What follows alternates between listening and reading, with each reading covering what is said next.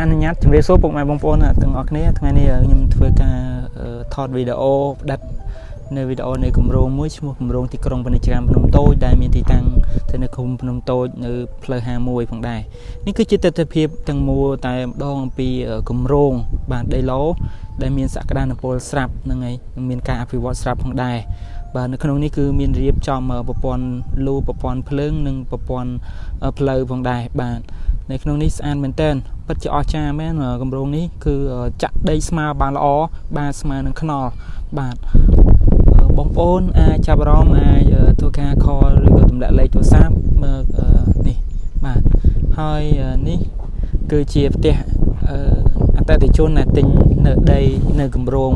នេះហើយក៏បានធ្វើការសាងសង់ដីនៅទីនេះផងដែរផ្ទាល់តែម្ដងបាទនេះចាក់ស្ដែងតែម្ដងបាទមានការរស់នៅច្រើនមែនទែនបាទប្រកបសនុកនៅបានហើយការធ្វើដំណើរបាទចាក់ស្ដែងគឺមានការធ្វើដំណើរច្រើនបាទមានចរាចរណ៍នៅក្នុងគម្រោងហើយនេះគឺហាងកាហ្វេអារ៉ាប៊ីធាដែលបានលេចរូបរាងនៅលើគម្រោងទីក្រុងពាណិជ្ជកម្មភ្នំតូចតែម្ដងបាទជាពិសេសមែន special មែនតើគឺនេះផ្លូវដែលខ្ញុំឈរនេះគឺផ្លូវ15ម៉ែត្របាទនេះគឺប្រព័ន្ធភ្លើងប្រព័ន្ធលូអីបានរៀបចំរួចហើយនៅតែចាក់ត្រៀមចាក់ផ្លូវបេតុងចំនួន2000ម៉ែត្រតែប៉ុណ្ណោះបាទហ្នឹងហើយនេះគឺគម្រោងហាងកាហ្វេរ៉ាប៊ីធានិងផាប់ភូមិយើងដែលនៅក្នុងតំបន់ពាណិជ្ជកម្មដែលមានជាង1ហិកតានេះផងដែរបាទនឹងមានការអភិវឌ្ឍច្រើនទៀតហើយ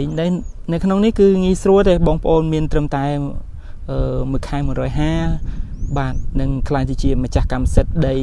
ប្លង់រឹង5x20ហ្នឹងហើយ